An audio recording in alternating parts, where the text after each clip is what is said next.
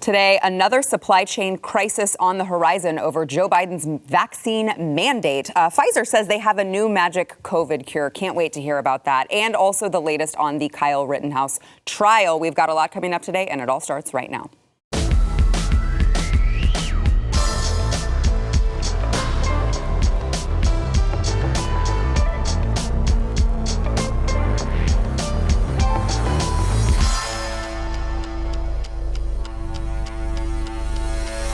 Yeah.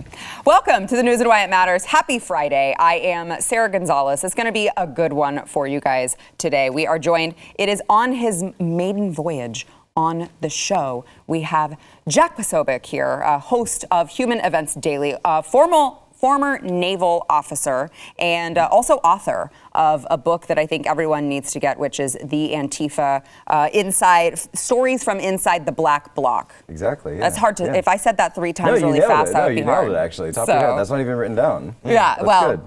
It's just how I roll here. That is how you roll. The news and why it matters. We're glad that you're here. Very glad. This is great. This is cool. That you are here. Also, once again, joined by a 5-time Billboard charting artist and political commentator, Chandler Crump. Probably the only 17-year-old Billboard charting artist you know. Actually, that's true. Whoops. That's true. I don't know another Billboard charter at 17. All right, so let me get into the news of the day, which is first one. Apparently, there are dozens of industry groups who, of course, warned Biden, which I don't think it needed to take an industry group to warn Joe Biden that these vaccine mandates were going to cause problems for already troubled employers. But there is now a trucking group. It is National Private Truck Council, American Trucking Association, and Truckload Carriers Association. And they are all saying that they may lose nearly 4 in 10 drivers due to this new vaccine mandate. They said that our industries are committed partners in the fight against COVID-19, and we unequivocally support the use of vaccines to fight its spread. However, we are concerned a mandate will cripple an already strained supply chain. We estimate companies covered by the mandate could lose 37% of drivers at a time when the nation is already short 80,000 truck drivers. Wow. We ask for flexibility for transportation and supply chain essential workers, particularly truck drivers who spend most of their time in their trucks and have minimal freaking contact. I said the freaking, they didn't. With colleagues and customers. It's interesting, you guys, because if I didn't know any better, I would think this administration is purposely crippling the economy. But that's crazy, right? Well, what the administration is doing right now with the economy is they're completely out of touch with what's actually going on in the world, right? So you have an administration that's run by people that grew up watching like The West Wing and Veep, and so they're kind of LARPing out their conception of what an administration would be, because remember, they live in an echo chamber bubble inside Washington, D.C. You've got corporate consulting class, you've got foundational wealth, you've got these massive Silicon Valley, tech billionaires and the rest of it that are just underwriting the whole thing. And so they never actually talk.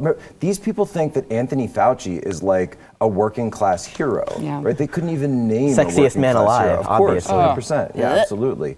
Of course.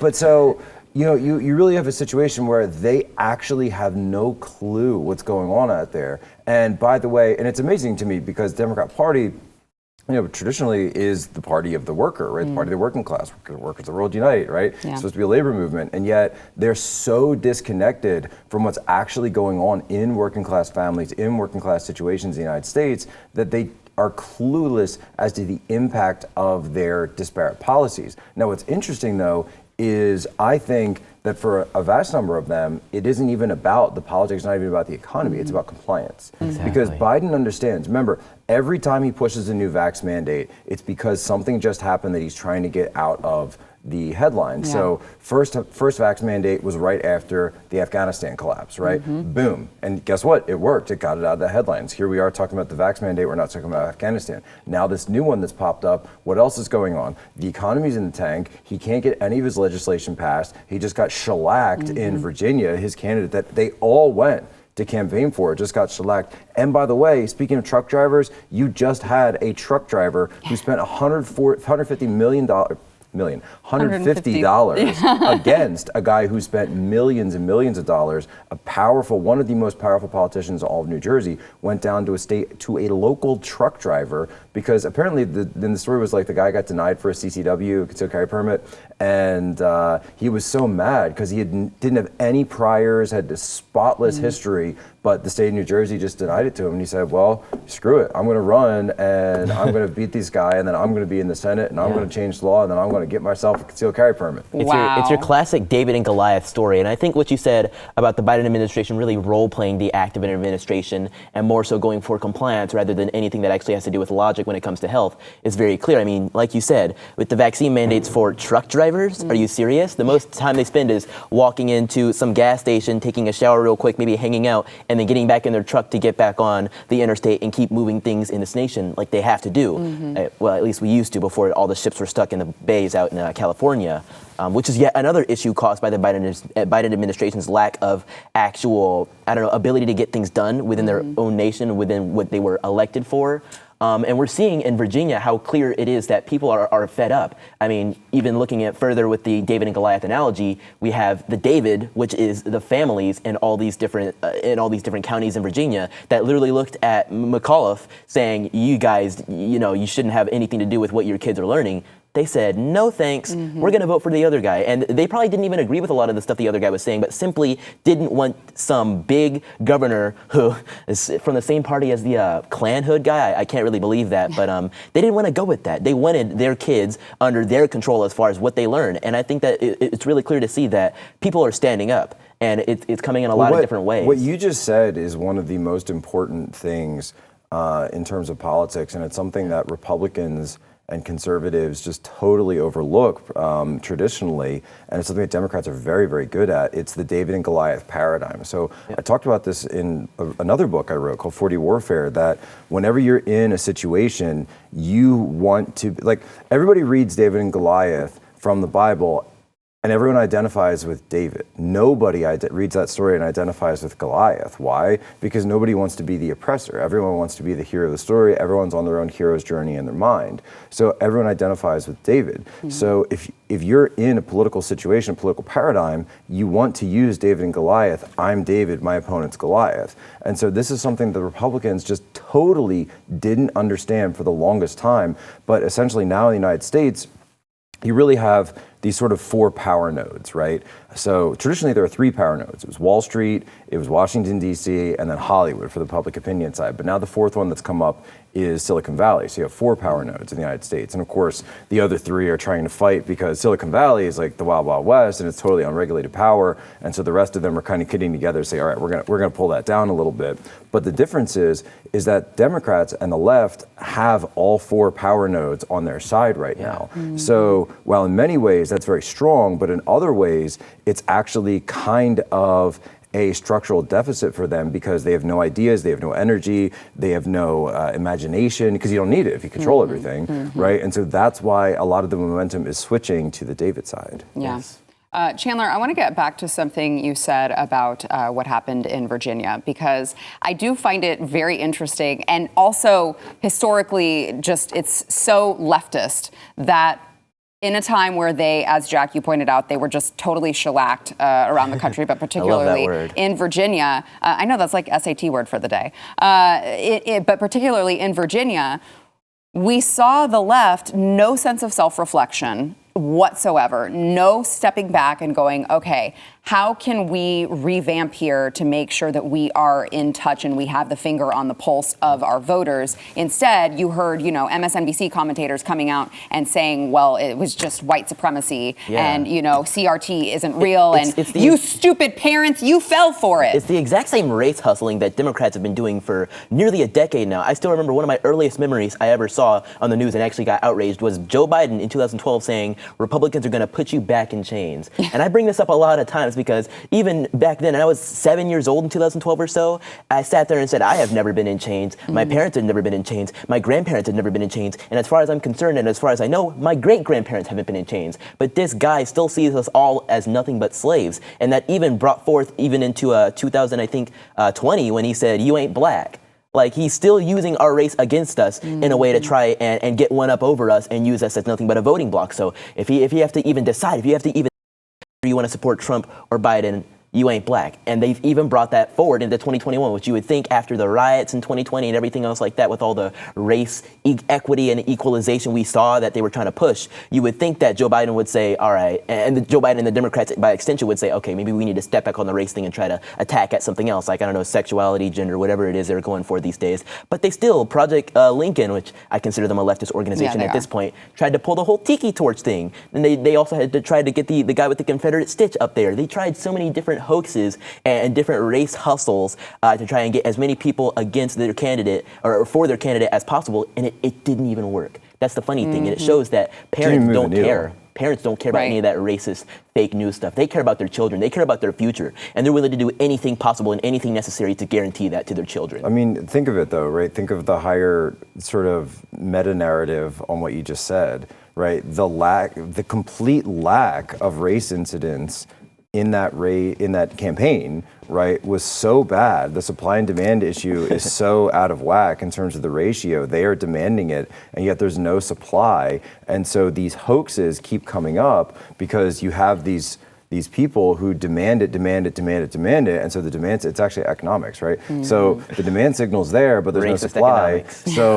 So for the left, they need something to fill that void. So now you've got leftists that are actually stepping up to fill that void themselves. Jussie Smollett, the Project Lincoln, whatever, the Bubba Wallace, not that he was the one who did that, but just the hoopla, kind of around that entire thing, is a garage poll. But the idea is that they need to make it up themselves because as a country, we've largely moved past this stuff, right? And to your point as well, that the Democrats and a lot of people in this country haven't sort of got that software upgrade that, people are a lot more worried about, how much does my gas tank cost? What's on you talk about supply chains, what's on the shelves, what's going on with inflation? Are we going back to work? Why do my kids have to wear a mask all the time? Are my kids getting this vaccine? All of these like real life issues, whereas you're trying to live in this like fake imaginary world that just doesn't exist. Right. So do you see them continuing down this path and continuing to double down on the things that they just lost on into 2022? I kind of had this little dust up with Ibram X. Kendi over, this very issue, right? Where he had tweeted, and it was the silliest thing, and I wasn't even trying to get into Twitter beef with Kendi. Like, I don't care. Like, Kendi's like not even on your radar, probably not even on my thing, but it was like an article, and I posted it up because I saw that he deleted, and I thought it was interesting because he deleted a tweet that here's this guy. What got me was the fact that he realized what he had done. He had posted for if people don't know about the situation, he had posted a tweet about a study that said that white students were lying about their race, claiming minority status to get into college. This is the most amazing. And then 77% of them were accepted. Yeah. And he tweeted that, and he was focusing on the fact that white students were lying. And then I think people started commenting and saying, Kendi, no. They have the tweet. Thank you. Yeah. And then he deleted the tweet because he realized that he's debunking his entire life's work in one tweet. And so I just simply posted that tweet up and then said that, and then he accused me of lying about him and spreading false narratives, and then he just spiraled completely out of control.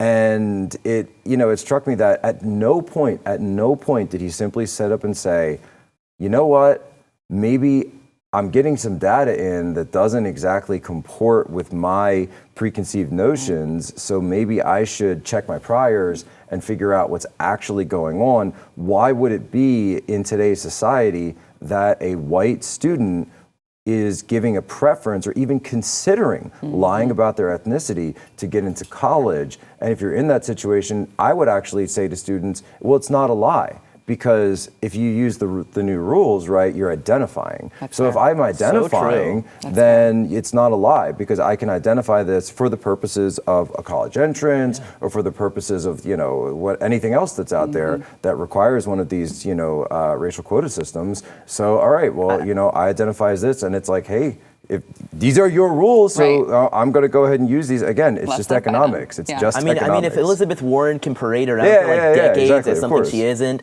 then these college Yeah. students should at least use it to try to get into college. Yeah, by the way, I would just like to use this opportunity to point out I do identify as trans vaccinated, and I would like it if you would respect Wonderful. my pronouns. I Yes. do. No, I always tell, when people come at me and they say, are you vaccinated? I say, yeah, I've had all the vaccines. I've got vaccines that you don't even know about. I put that stuff in my morning coffee, and I'm just like, boom, every day.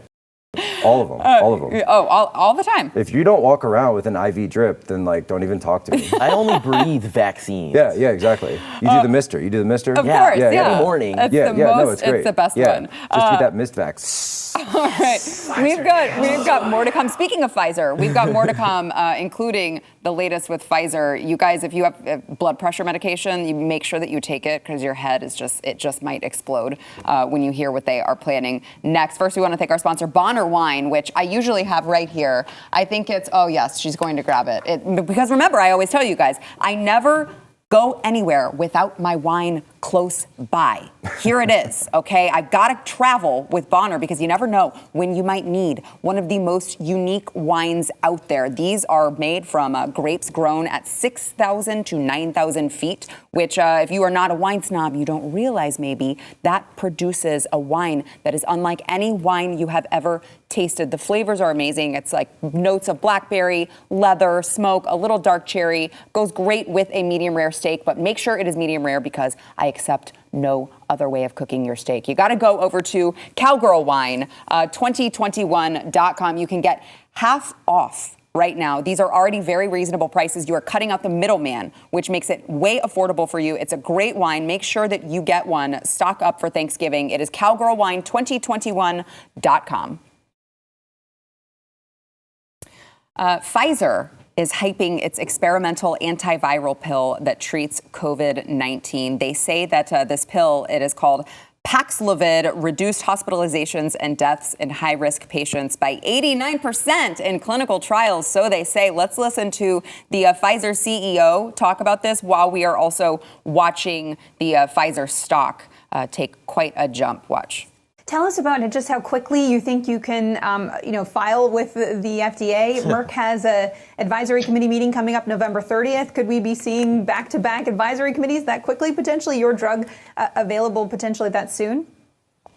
I can't speak about the FDA and what they plan to do, if they plan to have advisory committees and how fast they will do it. We plan to submit quite fast. Likely we plan to submit before Thanksgiving holiday. So then it's up to FDA to review the data. We plan to do the same with other regulatory authorities in the world. We'll do it very fast. Interesting. I mean, that's weird because I thought that we were all going to be mandated to take a vaccine from Pfizer.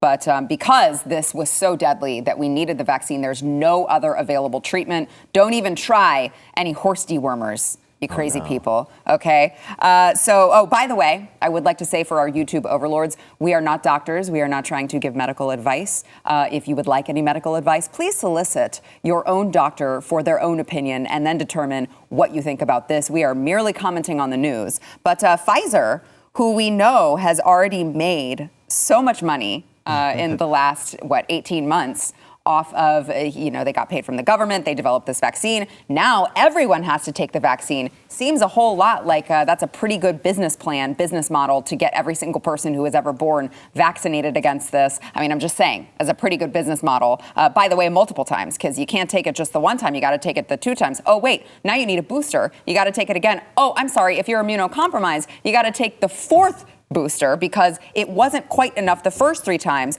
But aside from all of that, now we have a COVID-19 pill from this same company that brought you the vaccine, and they will file for FDA authorization by Thanksgiving. Well, what we do for our country is we see it as a very economical business model. We support politicians to be brought into office, then politician mandate entire country to take our pill, to take our product. And so this is very good for our stock. This is wonderful for for the Pfizer company. It is also wonderful for you. You will take it. My friend Klaus Schwab will make sure that all of you, when you're owning nothing and you're very happy, thanks to our commodities, and thanks, of course, to Zuckerberg for creating the Zuckerverse. So you will have it all just as IV drip.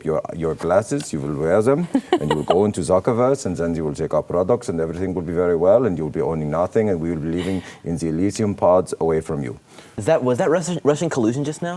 No, this is more German. Yeah, I'm Polish. We have an interesting history with the Germans. That was a pretty killer accent. No. So it's like, honestly, my question on it all is, so, looking at it from more of the moral framework perspective, if we have this issue of people saying, Biden passing this federal mandate through OSHA saying that everyone is forced to take the vaccine, but we also have viable antiviral medications that are coming out. We've got Merck, we've got Pfizer, and they are, from his own statements, right? And this, when you go, by the way, when you're the CEO and you're on CNBC, you cannot make false statements about that, right? That is straight up SEC. That's in your filings. Like you will go to jail, right? Not that they actually will, but anyway, you're supposed to anyway. You're supposed to, right? Yeah. Right. So point being, though, if that is true, right? Just take it on its face, right? Again, I'm applying their rules. If that is true, then why do we have to have a vaccine mandate? If this cuts hospitalizations, if it cuts down everything else,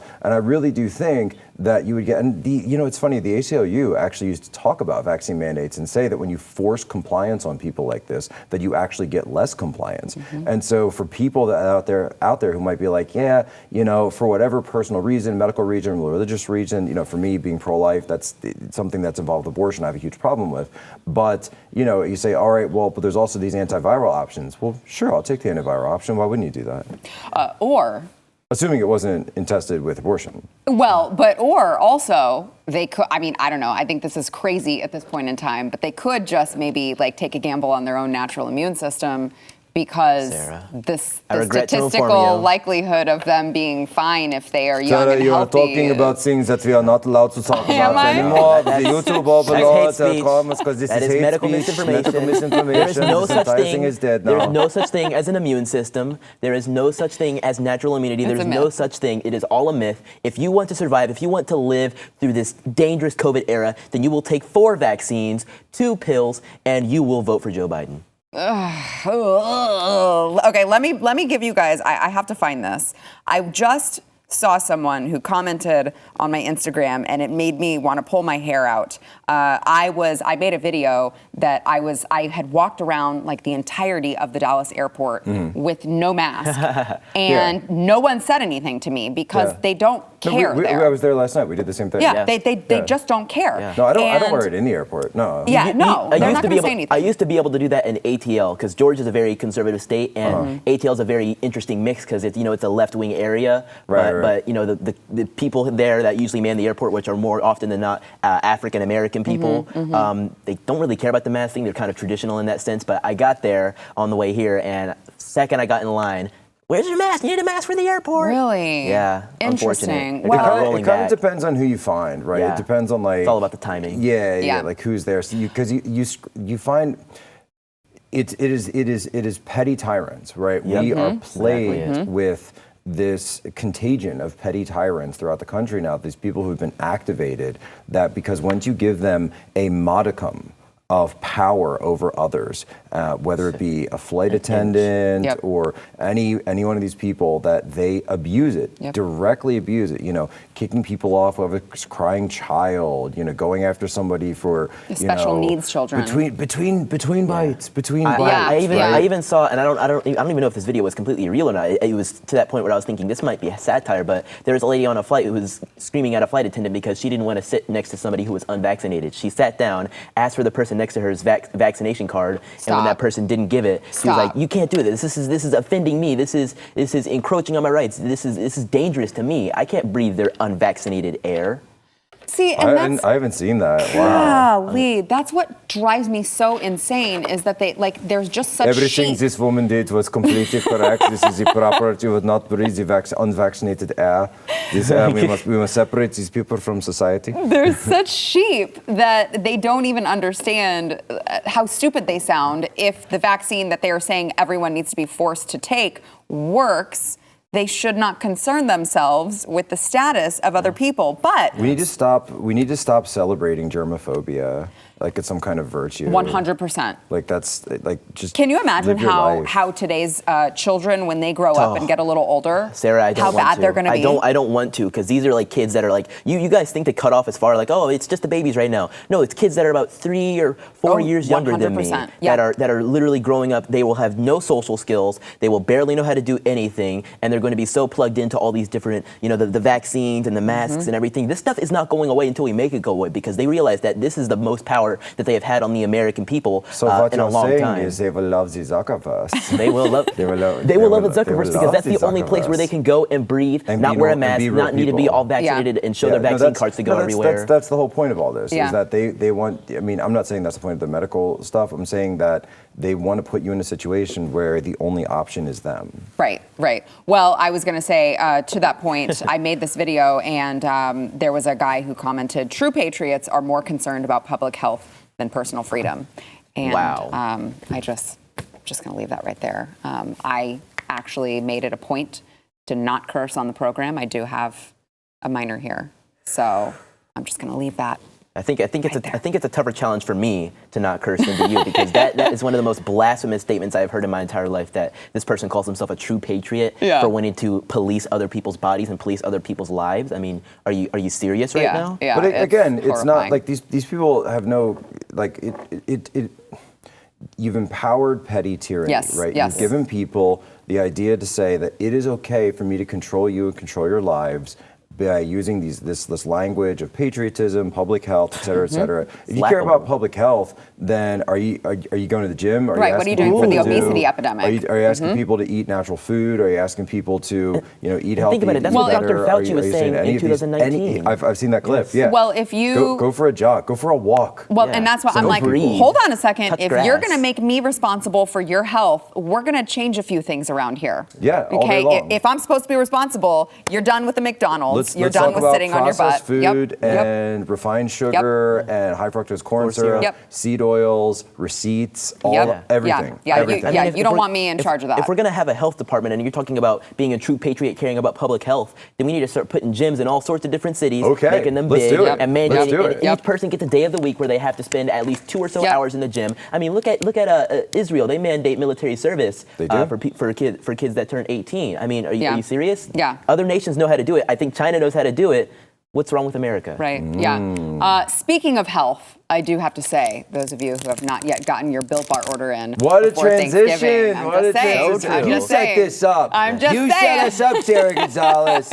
That's Sarah Gonzalez's Built public Bar health. is, I mean, if you want a protein bar that tastes like you're cheating on your diet, it tastes like you're going to McDonald's and getting the crappy food, but you're not. You're eating a Built Bar, which means you're eating something that is about 130 to 180 calories, 4 to 5 grams of sugar. They're packed with protein. You got to get them in before Thanksgiving. So when people are like, oh, would you like this coconut cream pie? You can be like, no thanks. I got my Built Bar. I don't need your high calories.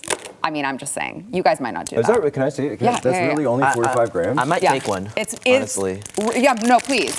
Please. And I've got more flavors in my, well, I'll tell you guys offset. I've got all the flavors in my dressing room. I'll get you guys some. I will hook it up. I've been called a coconut That's before. a lot of fiber, a lot of protein. I have too. Really? Yeah. Coconut buddies, let's go. That's actually good. Yeah. It's really, so it's 17 grams, and this is like a small bar. Yeah. Of protein. It's great. So can't wait to see what you guys think. But you guys can go to built.com, use promo code news15. You'll save 15% off of your order over at built.com, promo code news15. Well, those of you who have not yet heard, the Kyle Rittenhouse trial it is underway. And I know, Jack, you are going to be discussing that with Elijah and Sydney over on You Are Here later tonight. Me as well. But, you're going to be there as well. Yeah, that's great. Well, you heard it here first. All right, I'm just saying. But I do. Scoop. Yeah, exactly. I've got the exclusive right here. Yeah. But I wanted to ask you, Jack, I know you have been watching this trial very, very closely. This is, of course, the young man in Kenosha who was arrested for killing, what's his first name? Joseph Rosenbaum. And Anthony Huber. After they Well, Jack, I'll let you fill in those details. Well, yeah. So, I mean, the facts of the case, it's really interesting because this is a time where, it's a very 21st century case where because we have so much video footage from predominantly conservative and independent media who are there putting themselves at risk to get the story, we actually have this entire thing caught on camera, which also includes an FBI surveillance camera that was being flown on an aerial fixed-wing aircraft over the flight, which they hid for 14 months until I actually was able to obtain the footage, broke it on Twitter.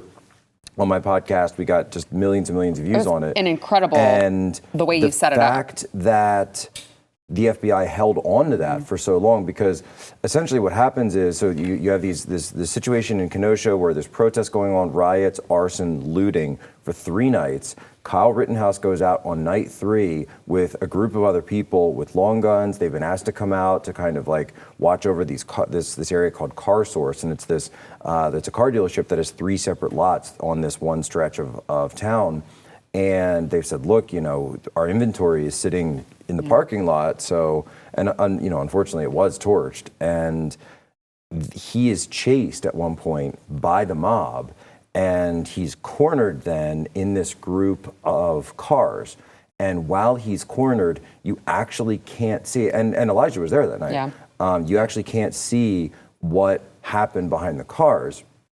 You hear shots, right. Kyle runs out, the guy who was chasing him doesn't. Kyle says the guy lunged, this is Rosenbaum, lunged for the gun.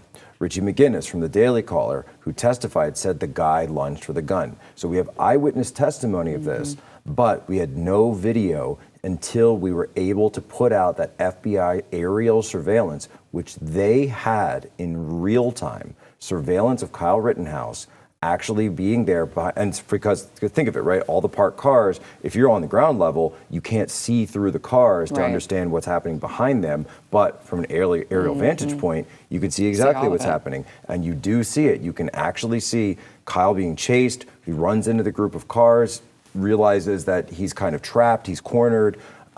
He turns around, guy's coming for him, bears down on him, and then you can actually see on this footage, because the fidelity is so good, there's actually apparently an even higher definition version of it that the FBI says they've misplaced or lost, of course, and we can get into that more. But you actually can, even with the low definition version, you can positively see Joseph Rosenbaum lunging for the gun, running at, pursuing Kyle, and then Kyle taking steps to defend himself. And then Richie McGinnis is, as those two are going and running up, Richie McGinnis is behind Rosenbaum to document what's going on for Daily Caller. And unfortunately, he actually hadn't hit record on his phone. And look, we've all been there, right? Yeah. In one of those situations, he had done that thing where sometimes on an iPhone you swipe from, and that's all he had that night. Yeah. You swipe from video to photo, and it goes so fast. So he had it in photo mode instead of video mode. And look, nothing against Richie. I love the guy. It happens. It happens to everybody, especially when you're in the thick of things like that. Such a high-stakes environment like that. Right, and so when those shots went off, Richie is actually standing, if you look at the directionality of it, he's in the line of fire because he's here behind Rosenbaum, and then Kyle turns at Rosenbaum. And so one of the charges is actually reckless endangerment of Richie McGinnis because he had been standing behind Rosenbaum. However, of course, the lawyers, their blanket defense in terms of all of this is a self-defense statement. And so under self-defense, then reckless endangerment certainly becomes an issue of that. And there's a little bit of tension there, obviously, right? If I'm using fatal force to defend myself, then obviously I am endangering, someone. But under Wisconsin law, you would not be held liable if you are defending yourself. Yeah. Wow. Let's listen to, I believe this is Richie McGinnis, right? This is Richie. Kyle, Jack, as you pointed out, he was talking about being right there and what he saw from Rosenbaum and Kyle Rittenhouse. Watch. I mean, you have no idea what Mr. Rosenbaum was ever thinking at any point in his life. You have never been inside his head. You never met him before. You don't know. I've never exchanged words with him, if that's what your question is. So your interpretation of what he was trying to do or what he was intending to do or anything along those lines is complete guesswork, isn't it? Well, he said you, and then he reached for the weapon. Wow. Sounds pretty. So what's incredible about this clip is that ADA Binger, who's the guy up there, and he looks like a total Binger, has actually called Richie to the stand. Richie appeared as a state witness for the prosecution, but then completely demolished any argument of the prosecution's case of the criminal charges against Kyle Rittenhouse by explaining that Kyle was there in a medical capacity, he was there in a defense capacity, protection. He was not there, and he was not belligerent or aggressive to anyone. He was responding to the belligerence and aggression that was done to him and was defending himself. So then Binger turns, and what you heard there is he's trying to impeach Richie's testimony. Richie's a very credible guy. He's not someone that I would consider overly ideological, but he's someone that I consider he takes a lot of pride in. He considers his work a form of craftsmanship. He's a real craftsman, and to him, accuracy and getting things right are what matters.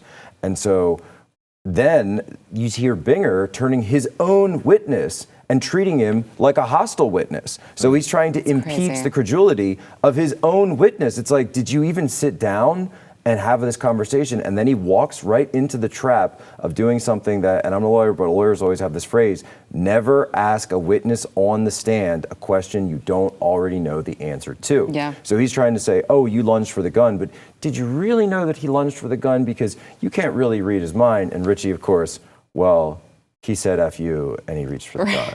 Right. That's what I know. You make of that what you will. I really think that is the moment that the case against Kyle Rittenhouse completely evaporated. Yeah.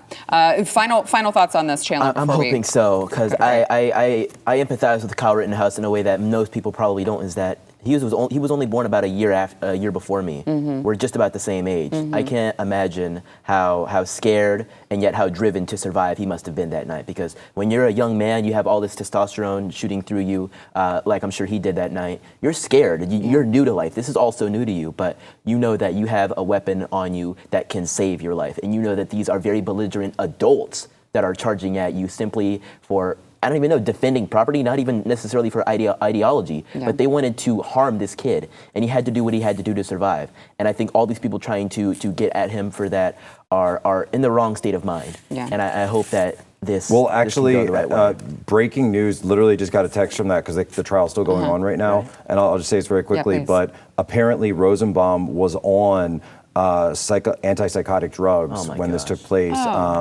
gabapentin when this happened. So he had just got out of, he was in a psychiatric hold in a hospital for this. And so when you're on that kind of medication, it leads credulence to him lunging for Rittenhouse's weapon in an attempt to murder him, as well as the earlier shots of a threat of murder, because we know this is massive ramifications on mood. Again, better living through big pharma.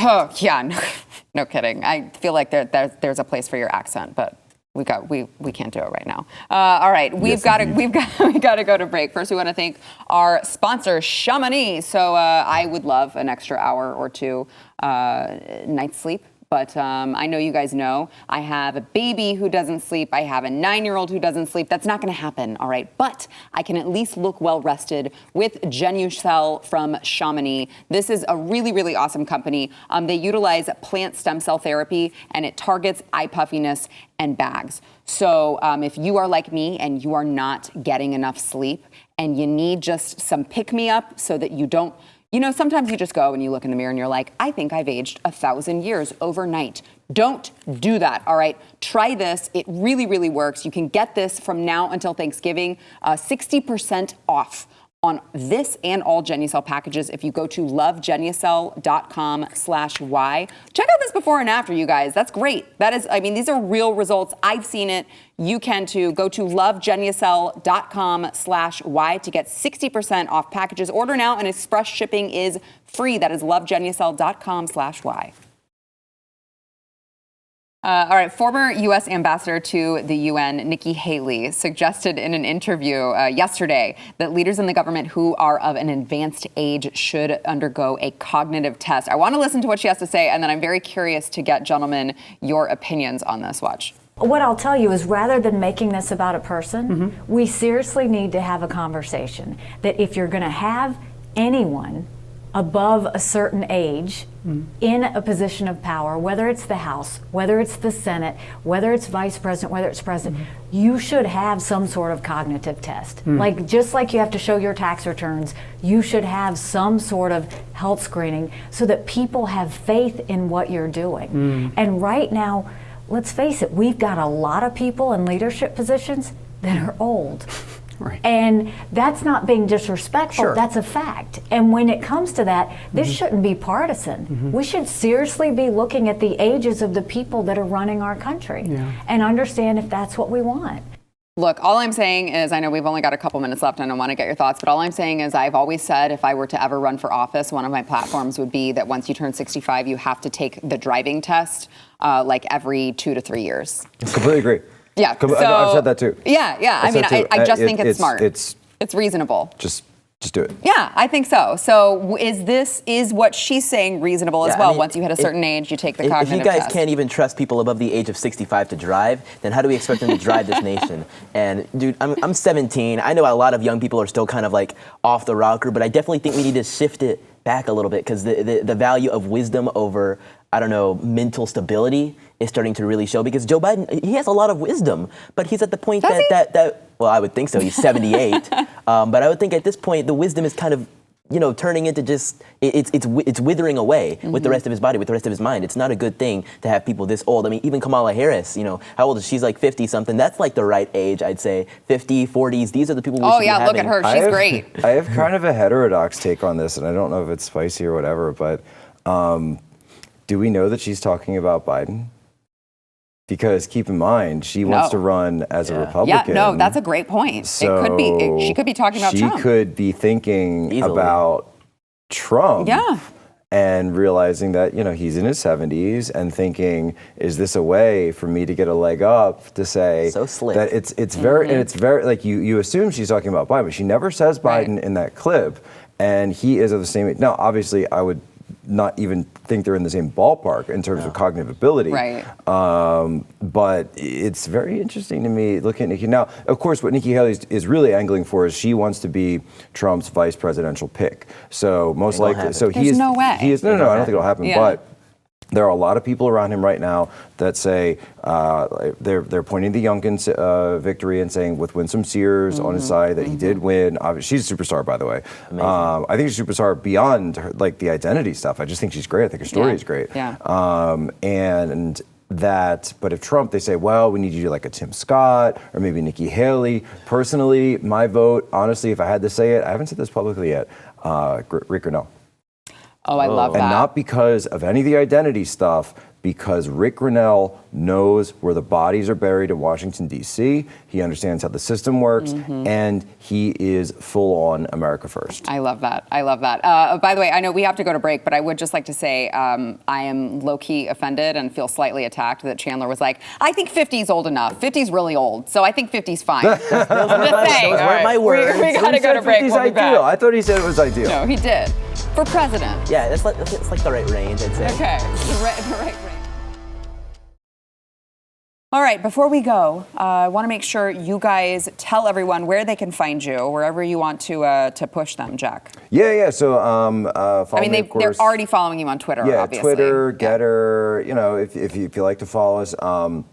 And of course, we have the podcast, so Human Events Daily, and you go there. It's 25 minutes. It's really quick. It's what I used to do in the intelligence community. It's called the Commander's Update Brief. It's 25 minutes in, out. Our motto to everyone: be good, be brief, be gone. So you're not going to hear me waxing poetic on all this different stuff, but it's really cool. It's taken off, and I appreciate that it's taking off. And just to ask everyone to go and take a listen. That's awesome. Chandler, Well, five-time Billboard charting artist. Other Chandler. than the Billboard charts, where can we find you? I don't have a massively cool podcast that's topping the charts to promote, but I do have a massively cool album that's topping the charts to promote. Definitely make sure you guys stream Dark Winter by myself, Chandler Crump, on all streaming platforms, as well as follow me on Twitter @RealCCrump or on Getter @Chandler, or many other social media platforms where you can find me. That's awesome. Also, don't forget to subscribe to BlazeTV if you have not already done so. If you use promo code NEWS, you will save $10 when you sign up for a year. Thanks, guys. This was fun. Happy to be here.